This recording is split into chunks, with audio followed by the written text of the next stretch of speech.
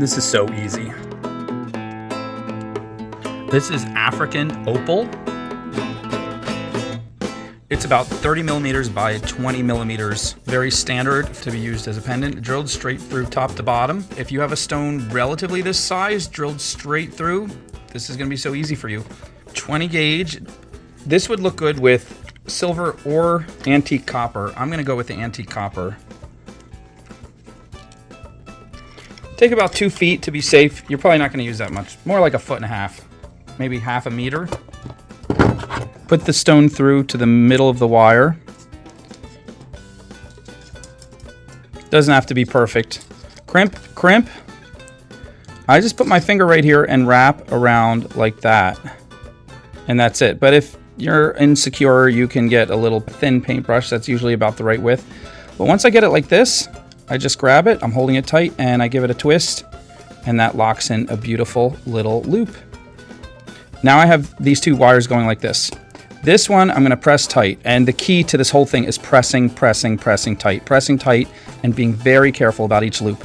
I'm pulling this around like this. I want it to just follow the edge of the stone as much as possible, almost to the edge of the stone. Then I'm bringing this one around like this, and I'm gonna pick a spot somewhere in the bottom for the swirl to happen. Where they cross is where the swirl will happen. And then I just start moving each side a little bit at a time. They're chasing each other counterclockwise. Move one side, move the next. I pull it from back here. That gives me a smoother curve. Pull one side, then the next, keep going.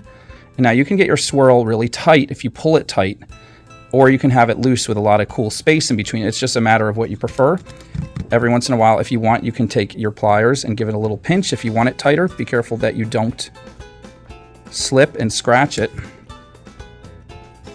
So I do want these tighter. I'm gonna pinch that a little bit and pinch that a little bit carefully until I've built up enough of a swirl that I'm ready to move to the next thing. Nah, I want them even tighter. I want these almost touching. And then just press it really tight so your swirl looks really pretty.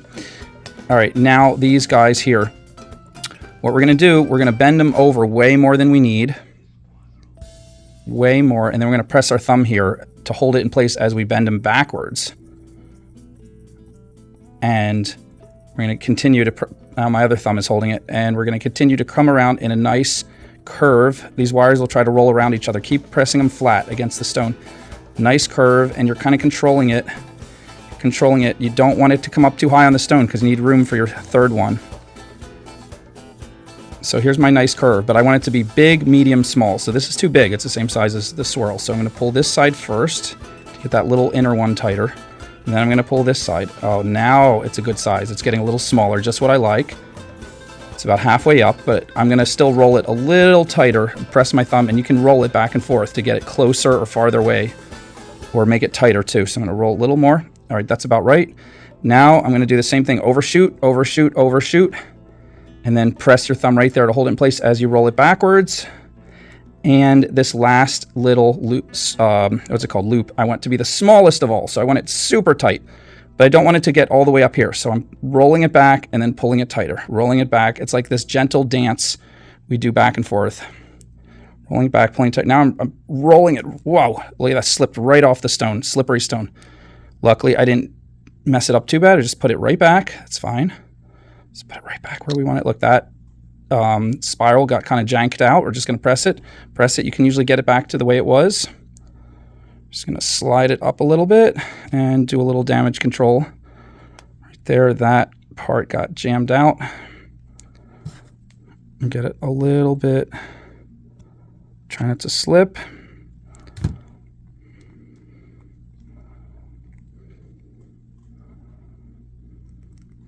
Okay. Interesting. It kind of gave it a different feel to that swirl, but I like it just the same. All right, so now we have large, medium, small, and I'm going to roll this one again. Now, again, we're going to overshoot it, come all the way down here, press and hold, and come all the way back up. But this time, we could wrap right around the top loop, but we're gonna cross across it first like that. And I don't like this because this is nice, nice, nice, and then this juts out way too much. So always control where you want it to go. So I'm pushing it more this way because I want it to be more in the middle of the stone. I don't want it to jut out so much. So I'm sliding it, pushing it till it's the way I want it to be, which means I think I am going to have to come around the back to really get it right. So you can always switch it up halfway if you see something you like better. Things aren't working out the way you want. All right, so I like this. Now they're really moving right across the top, right across the middle of the stone, a little bit to the sides. Push it back. About perfect now. I want this nice and tight. I'm going to lock it in. Make sure these two strands are stacking right. And start stacking the wraps as we give it what I call a scarf at the top, pretending this top loop is kind of a face. We give it a nice winter scarf, stacking the loops, making them nice and clean, stacking the loops till we're about halfway up the loop, and then cut 2 tabs, tuck it in. First push the tabs towards the middle of the little bowl you created, kind of pinch them so they're hovering right over the bowl. You might need to do one at a time or both at the same time, and then turn your pliers this way, let them base themselves right there and pinch down with the top part to get them in the bowl. You might need to reposition a few times. This might get tricky, but once you're good at tucking, it's really satisfying to get it tucked in nice and deep. Until you're good at tucking, you're going to hate it. Everybody hates it. They always say, Matt, can you finish mine for me? Can you tuck it in? And they never learn because they just want me to do it. Again, I'm repositioning this. Get it kind of right where I want it. Pulling this back, adjusting. Always adjusting little bits to get it just right.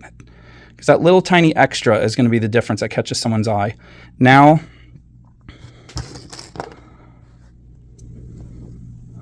we could take this and turn it a quarter turn that way and just put our chain or cord through it. Or we can have, I would give it 3 nice little jump rings because the jump rings kind of balance with the wrap. And then put our cord out. I like that. It gives a little extra element at the top. So I'm going to do that. Always have jump rings of all the colors wire that you use. And an assortment of sizes is the best. But I found these are 6mm. 6 and 8 are really going to get most of the job done. 4mm is good too. It's pretty much the same size as most of the beads I use. 4, 6, and 8mm. But really 6 and 8 are what I use most. Nice black cord or a nice chain. What do you prefer? The links for most of these products I'm going to put in the description and in the first comment.